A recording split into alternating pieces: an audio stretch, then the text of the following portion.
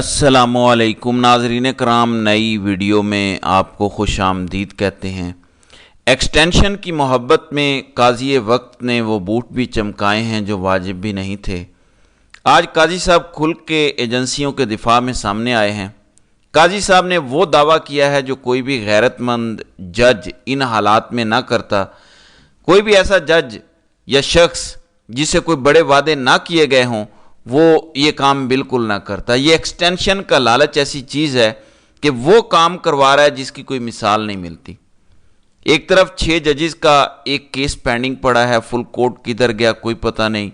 उसके साथ काजी ने एजेंसियों के दिफा में जो झूठ बोला है वो मैं आपको सुनवाना चाहता हूँ, फिर इस पर थोड़ी बात करते हैं। क्या गेम डाल रहे हैं काजी साहब, ये ज़रा सुने। Support that the Sindh High Court Bar Association extends to the 6 judges of the Islamabad High Court who had written to me as well. I thank them on their behalf, but I would like to say one thing, that since I've been Chief Justice, I have not received a single complaint from any High Court judge that there has been interference in their work. Now, if there is been interference in their work, it has not been reported to me. And all the incidents that were mentioned were before my watch, before I took the oath as Chief Justice. So this is a thing to bear in mind, because interference is not acceptable, but at the same time, nothing has been reported to me during my watch. I would just want to commend the various initiatives that have. जी, मेरे होते हुए जब से मैं chief बना हूं एजेंसियों की मुदाखलत की कोई भी रिपोर्ट मुझे नहीं की गई। ये दावा है काजी साहब का। बारीक वारदात डाल के बचाने की कोशिश कर रहे हैं उन एजेंसियों को जिन्होंने पाकिस्तानियों का जीना हराम कर दिया, जिनसे कोई माँ बहन बेटी महफूज नहीं है, सियासत जिनके बूटों के नीचे है, इलेक्शन जिन्होंने चोरी किया बल्ले का निशान काजी साहब ने खुद लिया। किस तरह से पॉलिटिकली मोटिवेटेड सजाएं इमरान खान को दी गई और ये काजी साहब की वॉच में दी गई। ये जो झूठ बोल रहा है शख्स, ये कोई मैनिपुलेशन नहीं हुई, जबकि इलेक्शन से सिर्फ 5 दिन पहले इमरान खान को सजाएं दी गई, एक के बाद एक केस में सजा दी गई। वो काजी साहब को नजर नहीं आ रहा कैसे दी गई, किस तरह से ग्रास मिसकंडक्ट किया गया जजेस की तरफ से, वायलेशन की गई बुनियादी हुकूक की, वो काजी साहब को नजर नहीं आ रहा। वो कह रहे हैं कि मेरे होते हुए कोई मुदाखलत की मुझे रिपोर्ट नहीं मिली। आप अंधे हैं, आपको तो बात ही नहीं करनी चाहिए थी इस पर, लेकिन काजी साहब के साथ लगता है वादे बहुत ही तगड़े किए गए हैं। एक्सटेंशन की मोहब्बत में बड़े बड़े लोग बहक जाते हैं।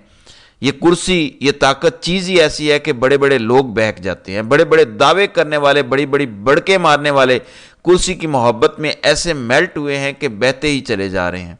मैं सिर्फ इतना कहूँगा कि 6 जजेस ने जो कुछ किया है, आप में इतनी हिम्मत है तो उनके वकला को ज़रा लाइव कोर्ट में चलाएं और उनके साथ बयानात भी पढ़ें सारे, और जो उनके पास सबूत हैं वो पेश करने की इजाज़त दें अदालत में कि क्या क्या होता रहा है, क्या हो रहा है और अब तक क्या हुआ है।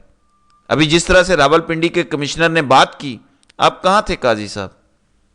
उसने तो कहा कि मुदाखलत हुई है, उसने तो कहा कि हमने नताइज बदले हैं। आप कहाँ थे काजी साहब? ये कौन सा नशा आप करते हैं, हमें भी ज़रा बताएं। हम भी दुनिया से बेखबर होना चाहते हैं, हम भी चाहते हैं कि हमें कुछ ना पता ना हो। ये टेंशनें जो हमने पाल रखी हैं, हम भी चाहते हैं हम इससे बरीउज़्ज़िम्मा हो जाएं, पता ही ना चले कि क्या हो रहा है। तो कुछ खुदा का खौफ कर लें, जान अल्लाह को देनी है। 65 साल, 70 साल इनकी उम्रें हैं, और ये जो सारे इस टाइम चिपके हुए हैं इक़्तिदार के साथ, इनको कोई खुदा का खौफ नहीं है, कोई रोज़े जज़ा की परवाह नहीं है। अफसोस होता है। ज़रा देखें, आज अली अमीन गंडापुर ने कुछ बातें की हैं, मैं चाहता हूँ आप सुने, क्योंकि बहुत ज़्यादा दबाव आ रहा है ग्राउंड से तहरीक इंसाफ की इस लीडरशिप पर जो इक़्तिदार के मज़े लूट रही है। कोई कौमी असम्बली में पहुँच गए हैं, कोई सूबाई असम्बलियों में पहुँच गए हैं, कुछ सेनेट में होंगे, कुछ मज़ीद आ जाएंगे। जबकि इमरान खान जेल में है, बुशरा बीबी जेल में है। बुशरा बीबी पे हार्ट अटैक का भी खदशा जाहिर किया जा रहा है कि उनकी ECG दुरुस्त नहीं थी। लेकिन कुछ लोग इक़्तिदार के मज़े ले रहे हैं, लेकिन आज दबाव क्योंकि बढ़ रहा है और बढ़ता चला जा रहा है, تو علی امین گنڈاپور نے کچھ واضح اشارے دیے ہیں, یہ ذرا سنیں. انشاءاللہ یہ آنے والا وقت, یہ آنے والے کچھ دن, اس میں اگر کوئی ایسی تبدیلیاں نہ آئیں جو کہ آنی چاہیے اور جو کہ حق پہ ہیں اور وہ حق نہ ملا, تو پھر ایک صوبہ ہے وہ ہے خیبر پختونخوا, اور اس کا مجھے بنایا عمران خان نے وزیر اعلیٰ. تو میں آپ کو یقین دلا رہا ہوں کہ پھر وہ صوبہ جب نکلے گا تو وہ صوبہ پھر جب واپس جائے گا تو عمران خان کو بھی لے کے جائے گا اور یہ حکومت بھی گرا کے جائے گا. ایسے نہیں جائے گا, پھر وہ واپس خالی ہاتھ نہیں جائے گا, وہ عمران خان کو لے کے جائے گا, ان چوروں کی حکومت بھی گرا کے جائے گا. اور ایک دفعہ پہلے مجھے سزا دی آپ لوگوں نے کہ میں نے ٹویٹ کی تھی کہ ہم اسلام آباد پہ قبضہ کر لیں گے. اب میں کہہ رہا ہوں حق نہ ملا تو ہم اسلام آباد میں اس حکومت سے اسلام آباد پہ قبضہ کریں گے. آپ کا بہت شکریہ. جی, یہ ایک بیان ہے علی امین گنڈاپور کا, ٹون سیٹ کرنے کے لیے, آگے کے لیے. میں آپ کو بتاتا ہوں کہ تحریک انصاف کا اور خاص طور پر عوام کا سب سے بڑا چیلنج آگے کیا ہے, لیکن یہ بھی سنیں, امپورٹنٹ آڈیو ہے اسی سپیچ میں سے. میں تو منہ نہیں کھول رہا, لیکن یہ 9 مئی کیا ہے اور یہ 9 مئی کیسے ہوا, کس طرح ہوا. اگر میں نے منہ کھول لیا تو میں 9 مئی سے پہلے والا ہوں. اس 9 مئی سے پہلے بھی وہ اقدامات کرنے کی کوشش کی جا رہی تھی جس کے 9 مئی کیا گیا. میں پوچھتا ہوں آئی جی پنجاب صاحب سے کہ میرے میں پرچے کاٹ میں تو بڑی آپ تیزیاں دکھا رہے ہیں, آپ یہ بتائیں کہ فیصل آباد میں رانا ثناء اللہ کے گھر تو لوگ نہیں پہنچ سکے, آئی ایس آئی کے ہیڈ کوارٹر پہ پیسے کیسے پہنچے ہیں وہ؟ آپ جواب دیں اس کے, آپ جواب دیں, آپ کو جواب دینا پڑے گا. اور یہ ادارے پوچھے کہ پرچے میرے پہ کاٹ رہے, میں ڈی خان میں بیٹھا ہوں, پرچہ میرے پہ کاٹ دیا فیصل آباد کا, ہماری اونرشپ پہ کاٹ دیا فیصل آباد کا. وہ اسے کیوں نہیں پوچھتے کہ تمہاری پولیس رانا ثناء اللہ کے گھر کو تو پروٹیکٹ کر سکتی تھی, ہمارے والے کو کیوں نہیں کیا؟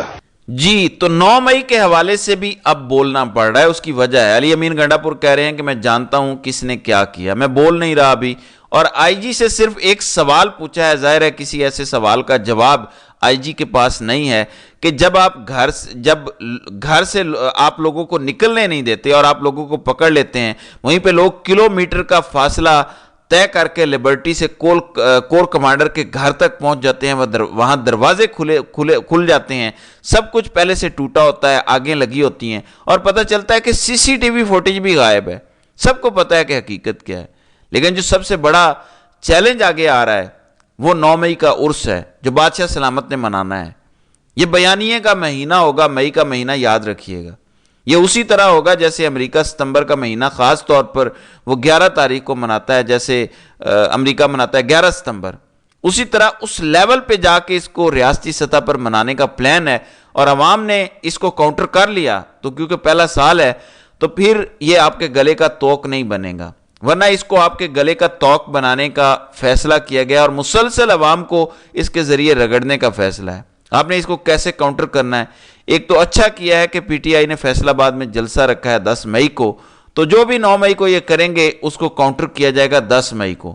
ایک جلسہ ہوگا, عوامی پاور شو ہوگا, وہاں پہ تقاریر ہو جائیں گی, تو کچھ ڈائلیوٹ ہو جائے گا, لیکن ایک بیانیہ بن جاتا ہے. پھر بھی میڈیا پہ بھی چلے گا, اخباروں میں بھی آئے گا, سوشل میڈیا پہ بھی کمپین چلے گی, پیسے لگائے جائیں گے, ہو سکتا ہے ایڈز چلائے جائیں فیس بک اور یوٹیوب پہ. تو ایک بیانیہ ضرور بنایا جائے گا. جیسے آپ کو یاد ہے پچھلی بار وال آف شیم بنا کے تحریک انصاف کے سارے لیڈران کی وہاں تصویریں ڈالی گئی تھی کہ وال آف شیم ہے, یہ ملک دشمن, غدار, دہشت گرد, ایسی باتیں ہوں گی. پھر نیا بیانیہ شروع ہو جائے گا کہ اس جماعت کو پر پابندی لگاؤ, کالعدم تنظیم قرار دو. بہت سخت بیانیہ چلے گا. اس کو اگر کاؤنٹر کر لیا عوام نے, سوشل میڈیا کے ذریعے کاؤنٹر ہوگا, ظاہر ہے باہر نکل کے جلسوں میں, ریلیوں میں شرکت کر کے کاؤنٹر ہوگا, کیونکہ جب بہت زیادہ کوشش ہو رہی ہے تحریک انصاف کو باجوہ کی طرف سے میڈیا کے ذریعے نیچے لگانے کی کوشش ہو رہی تھی جب عمران خان کی حکومت تھی, تو تب ڈیجیٹل میڈیا کو پیرل مین سٹریم میڈیا کے ساتھ ساتھ تگڑا کیا گیا. آپ نے دیکھا کہ یوٹیوبرز کی عمران خان سے ملاقاتیں ہوئیں, ان کو ایکسیس ملا, وہ پریس کانفرنسز میں جانا شروع ہوئے, تو ایک پیرل ڈیجیٹل میڈیا کھڑا ہو گیا, اور اب ڈیجیٹل میڈیا تگڑا ہو گیا ہے, زیادہ اوپر چلا گیا ہے. اسی طرح ریاستی نیریٹو کو کاؤنٹر کرنے کے لیے بھی آپ کو ایک پیرل نیریٹو کھڑا کرنا ہوگا. یہ نیریٹو بہت ضروری ہے, اور یہ نیریٹو میں پچھلی ایک ویڈیو میں بتا چکا ہوں, میں دوبارہ بتا دیتا ہوں. مہنگائی تاریخ کی سب سے زیادہ ہے, کب تک ریاستی ادارے 9 मई के पीछे छुपे रहेंगे और अवाम का कीमा बनाते रहेंगे। माँओं, बहनों, बेटियों की इज्जतों पे हाथ डाला गया, कब तक रियासती इदारे 9 मई की आड़ में माँओं, बहनों, बेटियों की इज्जतों पर हाथ डालेंगे? कब तक 18 साल से कम उम्र बच्चों को जेलों में रखा जाएगा? 9 मई की आड़ में रियासती महकमे कब तक ये सब करते रहेंगे? आप इसको मजीद स्ट्रेच कर सकते हैं, क्योंकि जो जुल्म और जबर हो रहा है उसके मुकाबले में अगर आप देखें तो पाकिस्तान बिल्कुल तबाही के दहाने पर खड़ा है। इस नैरेटिव को काउंटर करना इस टाइम सबसे ज्यादा जरूरी है। मैं हमेशा उस बात की तरफ तवज्जो दिलाता हूं जो बहुत कम लोग बात करते हैं।